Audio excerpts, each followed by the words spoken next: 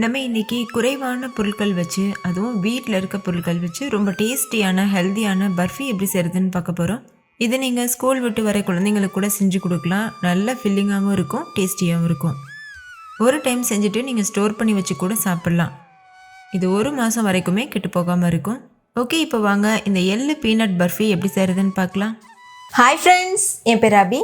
Welcome to Indian recipes Tamil. வீடியோக்குள்ளே போகிறதுக்கு முன்னாடி நம்ம சேனல் இந்தியன் ரெசிபீஸ் தமிழை சப்ஸ்கிரைப் பண்ணிக்கோங்க. கூடவே இருக்க பெல் சிம்லையும் கிளிக் பண்ணிக்கோங்க.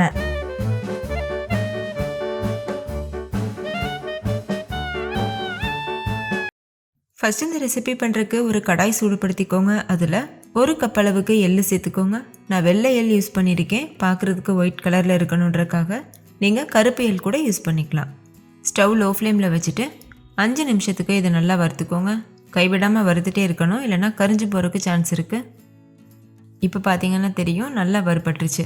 இந்த ஸ்டேஜில் ஸ்டவ் ஆஃப் பண்ணிவிட்டு இதை வேறு ஒரு பாத்திரத்துக்கு மாற்றிடுங்க. இது ஃபேன் காற்றுக்கு கீழே வச்சு முழுமையாக ஆற வச்சுருங்க. கொஞ்சம் கூட சூடு இருக்கக்கூடாது, அந்தளவுக்கு நல்லா ஆற வச்சுருங்க. அடுத்து அதே கடாயில் 1 கப் அளவுக்கு வேர்க்கடலை சேர்த்துக்கோங்க. நான் வறுத்த வேர்க்கடலை தான் எடுத்திருக்கேன். அதனால் இது லேசாக சூடாகிற வரைக்கும் வறுத்தாவே போதும். நீங்கள் பச்சையான வேர்க்கடலை எடுக்கிறீங்கன்னா நல்லா கிறிஸ்பி ஆகிற வரைக்கும் வறுத்துக்கோங்க. நல்லா வறுபட்ட பிறகு ஸ்டவ் ஆஃப் பண்ணிடுங்க. ஸ்டவ் ஆஃப் பண்ணிவிட்டு இதை முழுமையாக ஆற வச்சுருங்க. நல்லா ஆறிட்ட பிறகு இதோட தோலெல்லாம் ரிமூவ் பண்ணி எடுத்துக்கோங்க. இது ஏற்கனவே வறுத்த கடலைன்றதுனால நான் ஏற்கனவே சொன்னது மாதிரி இது லேசாக சூடாகிற வரைக்கும் வறுத்தாவே போதும். இப்போது கை பொறுக்கிற சூட்டில் இருக்குது. இந்த ஸ்டேஜில் ஸ்டவ் ஆஃப் பண்ணிவிட்டு இதோட தோல்லாம் உரித்து எடுத்து தனியாக வச்சுருங்க. இதுவும் முழுமையாக ஆறணும், கொஞ்சம் கூட சூடு இருக்கக்கூடாது. இப்போது எள்ளு கடலை ரெண்டுமே நல்லா ஆறிடுச்சு, கொஞ்சம் கூட சூடு இல்லை. அதே போல் இப்போ 2 பொருட்களையும் நம்ம தனித்தனியாக தான் அரைச்சி எடுத்துக்க போகிறோம். ஃபஸ்ட்டு நம்ம கடலையை அரைச்சிக்கலாம். ஒரு மிக்சி ஜாரில் சேர்த்துட்டு பல்ஸ் மோடில் வச்சு அரைச்சிக்கோங்க. கண்டிப்பாக ஹை ஸ்பீடில் வச்சு அரைச்சிடக்கூடாது. ஹை ஸ்பீடில் வச்சு அரைச்சோன்னா என்ன ஆகும்னா அந்த வேர்க்கடலையிலேருந்து எண்ணெய் தனியாக பிரிஞ்சு வந்துடும். அது அந்தளவுக்கு டெக்ஸ்சரும் நல்லா இருக்காது, டேஸ்ட்டும் அவ்வளோ நல்லா இருக்காது. அதனால் பல்ஸ் மோடில் வச்சு இந்தளவு அரைப்பட்ட பிறகு ஒரு பிளேட்டுக்கு மாற்றிட்டு ஆற வச்சுக்கோங்க. அடுத்து அதே மிக்சி ஜாரில் நம்ம வறுத்து வச்சுருக்க எள் இருக்குல்ல, அதையும் சேர்த்துருங்க. சேர்த்துட்டு ஏற்கனவே நம்ம எப்படி கடலை அரைச்சோமோ அதே மாதிரி இதையும் பல்ஸ் மோடில் வச்சு தான் அரைக்க போகிறோம். எந்தளவு முடியுமோ அந்தளவுக்கு நைஸாக அரைச்சிக்கோங்க. அரைச்சிட்டு இதையும் அதே பாத்திரத்துக்கு மாற்றிட்டு ஆற வச்சுருங்க. எதுக்காக நம்ம மிக்சி போட்டு அரைச்சதுக்கப்புறமா ஆற வைக்கிறோன்னா அந்த மிக்சியோட சூட்டில் அந்த எள்ளு நல்லா சூடாக இருக்கும். அதனால் நல்லா ஆற வச்சுக்கணும். ஓகே, இப்போ இதையும் வேறு ஒரு பிளேட்டுக்கு மாற்றியாச்சு. அடுத்து ஒரு கடாய் சூடுபடுத்திட்டு அதில் 1/2 கப் அளவுக்கு தேங்காய் துருவல் சேர்த்துக்கோங்க. எந்த கப்பில் எள்ளு கடலெல்லாம் அளந்தமோ அதே கப்பில் 1/2 கப் அளவுக்கு துருவின தேங்காய் சேர்த்துட்டு இது லோ ஃப்ளேம்லேயே வச்சுட்டு இது முழுமையாக ட்ரை ஆகிற வரைக்கும் வதக்கிக்கோங்க. கொஞ்சம் கூட அதில் மாய்ஸ்சர் கண்டென்ட் இருக்கக்கூடாது, நல்லா வதக்கிடுங்க. நீங்கள் ஃப்ரெஷ்ஷான தேங்காய் துருவலுக்கு பதிலாக டெசிகேட்டட் கோகோனட் பவுடர் கூட யூஸ் பண்ணிக்கலாம்.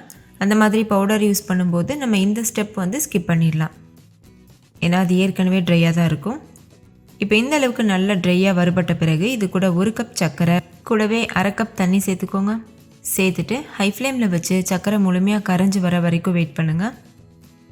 உங்களுக்கு பாகு பதம் செக் பண்ண தெரியும்னா நீங்கள் சர்க்கரை நல்லா கரைஞ்சிட்ட பிறகு ஒரு கம்பி பதம் வர வரைக்கும் காய்ச்சிக்கோங்க. ஒருவேளை உங்களுக்கு பாகு பதம் செக் பண்ண தெரியாதுன்னா நான் சொல்கிற டிப்பை யூஸ் பண்ணிக்கோங்க. ஃபஸ்ட்டு சர்க்கரை நல்லா கரையட்டும். இப்போது சர்க்கரை நல்லா கரைஞ்சிட்டு கொதி வந்திருக்கு. அந்த பபிள்ஸ் பார்த்தீங்கன்னா தெரியும், நல்லா ஒயிட் கலரில் நுரையாக வருது. இது பெர்ஃபெக்டான கன்சிஸ்டன்சி. இந்த ஸ்டேஜில் நீங்கள் ஸ்டவ் ஆஃப் பண்ணிடுங்க. உங்களுக்கு பாகு பதம் செக் பண்ண தெரியும்னா இந்த மாதிரி பாகை கையில் தொட்டு பாருங்கள். அப்போ ஒரு கம்பி மாதிரி ஃபார்ம் ஆகிட்டு உடையும். அப்போ அது ஒரு கம்பி பதத்தில் இருக்குது. அப்போ அது கரெக்டான கன்சிஸ்டன்சியில் இருக்குது. இப்போ ஸ்டவ் ஆஃப் பண்ணிவிட்டு இது கூட 1 டீஸ்பூன் ஏலக்காய் தூள் சேர்த்து மிக்ஸ் பண்ணிவிட்டு 1/2 கப் அளவுக்கு பால் பவுடர் சேர்த்து நல்லா கலந்துருங்க. பால் பவுடர் ஆப்ஷனல் தான், உங்களுக்கு டேஸ்ட்டுக்காக தான் நான் சேர்த்துருக்கேன். நல்ல ஒரு க்ரீமியான டேஸ்ட் கொடுக்கும். அதுக்காக உங்கள்கிட்ட தற்போதைக்கு இல்லைன்னா நீங்கள் ஸ்கிப் பண்ணிடலாம்.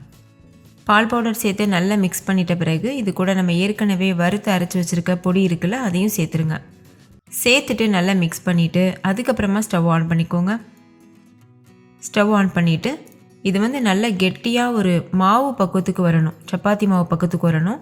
அது வரைக்கும் நம்ம நல்லா மிக்ஸ் பண்ணிகிட்டே இருக்கணும். ஸ்டவ் லோ ஃப்ளேமில் வச்சுக்கோங்க. இப்போ இவ்வளோ நேரம் ஸ்டவ் ஆன் பண்ணாமல் இருந்துச்சு. இந்த ஸ்டேஜில் நான் ஸ்டவ் ஆன் பண்ணியிருக்கேன். நல்லா மிக்ஸ் பண்ணிட்ட பிறகு இது கூட 2 டேபிள் ஸ்பூன் நெய் சேர்த்துக்கோங்க. சேர்த்துட்டு இதையும் நல்லா கலந்துருங்க. உங்களுக்கு பர்ஃபி நல்லா க்ளாஸியாக ஷைனிங்காக இருக்கணும்னா உங்ககிட்ட லிக்விட் குளுக்கோஸ் இருந்ததுன்னா 1 டேபிள் ஸ்பூன் சேர்த்துக்கோங்க. அப்போ நல்லா ஷைனியாக இருக்கும். அப்படி இல்லைன்னா 1 டேபிள் ஸ்பூன் தேன் கூட நீங்கள் சேர்த்துக்கலாம். நான் வந்து இது ரெண்டுமே சேர்க்கல, அப்படியே தான் செய்ய போகிறேன். இப்போ பாருங்கள் நல்லா கெட்டிப்பட ஆரம்பிச்சிருக்கு. இன்னும் கூட கொஞ்சம் நல்லா கெட்டியாகணும். அது வரைக்கும் நம்ம மிக்ஸ் பண்ணிகிட்டே இருக்கணும். இப்போ பார்த்தீங்கன்னா தெரியும், கடாயில் ஒட்டாமல் ஒரு மாவு பக்குவத்துக்கு வந்திருக்குல்ல. இது வந்து பெர்ஃபெக்டான கன்சிஸ்டன்சி. இந்த ஸ்டேஜில் ஸ்டவ் ஆஃப் பண்ணிடுங்க. நான் வந்து ஒரு பிளேட்டில் எண்ணெய் அப்ளை பண்ணிவிட்டு பட்டர் ஷீட் போட்டு வச்சுருக்கேன். அதில் தான் இந்த பர்ஃபி மாவை வந்து மாற்றிக்க போகிறேன். உங்ககிட்ட பட்டர் ஷீட் இல்லைன்னா நீங்கள் வெறுமனே தட்டில் வந்து எண்ணெய் அப்ளை பண்ணிடுங்க. அப்ளை பண்ணிவிட்டு நீங்கள் இந்த மாவை மாற்றிக்கலாம். மாற்றிட்டு நல்லா டேப் பண்ணிக்கோங்க. ஒரே ஈவனாக லெவல் பண்ணிக்கோங்க. இந்த மாதிரி ஃப்ளாட்டான பவுல் நம்ம வீட்டில் இருக்கும்ல, அதுக்கு பேக் சைடில் கொஞ்சமாக நெய் அப்ளை பண்ணிவிட்டு இது போல் நல்லா வந்து லெவல் பண்ணிடுங்க. நல்லா லெவல் பண்ணிட்ட பிறகு கொஞ்சமாக இதுக்கு மேலே எள்ளு தூவிக்கோங்க. இது பார்க்குறதுக்கு அழகாக இருக்கும், அதுக்காக தான் நான் தூவியிருக்கேன். எள் தூவிட்டு மறுபடிக்கும் அதே பவுல் வச்சுட்டு நல்லா தேய்ச்சி விட்டுக்கோங்க. அப்போ அந்த எள் வந்து அந்த பர்ஃபியோட நல்லா செட் ஆயிரும். ஓகே, இது அப்படியே ஒரு 1 மணி நேரத்துக்கு ஆற வச்சுக்கோங்க. 1 மணி நேரத்துக்கு அப்புறமா நம்ம இதை வந்து கட் பண்ணிவிட்டு பீசஸ் போட்டுக்கலாம். இப்போ 1 மணி நேரம் கிட்ட ஆயிருக்கு. ஒரு கத்தி வச்சு இது உங்களுக்கு என்ன ஷேப்புக்கு வேணுமோ அந்த ஷேப்புக்கு கட் பண்ணிக்கோங்க. நான் வந்து ஸ்கொயர் ஷேப்பில் தான் கட் பண்ணிக்க போகிறேன். அவ்வளோதான், ரொம்ப ரொம்ப டேஸ்டியான எள்ளு பர்ஃபி சூப்பராக தயாராகிருச்சு. இதில் நம்ம வெள்ளை சக்கரை யூஸ் பண்ணியிருக்கோம்ல, நீங்கள் வெள்ளை சக்கரை சேர்க்க விருப்பப்படலைன்னா வெல்லம் வச்சு கூட இதே ரெசிபி பண்ணலாம். சேம் மெத்தடில் பண்ணலாம். அவ்வளோதான், ரொம்ப ரொம்ப டேஸ்டியான எள்ளும் பீனட்டும் வச்சு பர்ஃபி தயார் பண்ணியிருக்கோம். இதோட கலர், டெக்ஸ்சர் எல்லாமே பார்க்கும்போதே அட்ராக்டிவாக இருக்கும். குழந்தைங்க ரொம்ப விருப்பப்பட்டு கேட்டு வாங்கி சாப்பிடுவாங்க. நீங்கள் ஸ்நாக்ஸ் பாக்ஸில் வச்சு விடலாம். ஸ்கூல் விட்டு வர குழந்தைங்களுக்கும் கொடுக்கலாம். இது குட்டீஸ் மட்டும் கிடையாது, பெரியவங்களும் கேட்டு வாங்கி சாப்பிடுவாங்க. அடிக்கடி செய்ய சொல்லுவாங்க. ஏன்னா இதோட டேஸ்ட் அந்தளவுக்கு சூப்பராக இருக்கும். அப்படியே வாயில் வச்சதும் கரைஞ்சி போயிடும். நம்ம எள்ளு வச்சு பொதுவாக எள்ளு உருண்டை செய்வோம், இல்லைனா வந்து இட்லிக்கு தொட்டுக்கிற மாதிரி எள்ளு பொடி செய்வோம். அந்த மாதிரிலாம் இல்லாமல் இது போல் பர்ஃபியும் இடையிடையில செஞ்சு கொடுங்க.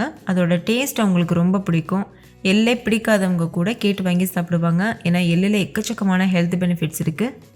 முக்கியமாக நான் பொதுவாக இந்த பர்ஃபி வந்து வின்டர் சீசனில் செஞ்சு ஸ்டோர் பண்ணி வச்சுக்குவேன். வீட்டில் இருக்க எல்லாருமே விருப்பப்பட்டு சாப்பிடுவாங்க.